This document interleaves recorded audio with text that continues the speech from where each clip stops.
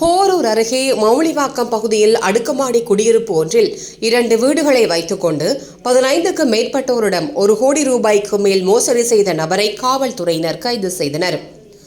5 லட்சம், 8 லட்சம், 10 லட்சம் என பணத்தை வாங்கிக் கொண்டு குறிப்பிட்ட தேதியில் குடியேற வருமாறு கெருகம்பாக்கத்தைச் சேர்ந்த ஸ்ரீவத்ஸ் தெரிவித்துள்ளார். 15க்கும் மேற்பட்ட நபர்களிடம் 1,25 லட்சத்துக்கு மேற்பட்ட தொகையை பெற்றுக்கொண்டு குடியேற வருமாறு அழைத்த ஸ்ரீவத்ஸ் 4 நாட்கள் முன்னதாக போனை சுவிட்ச் ஆஃப் செய்துவிட்டு தலைமறைவாகியுள்ளார்.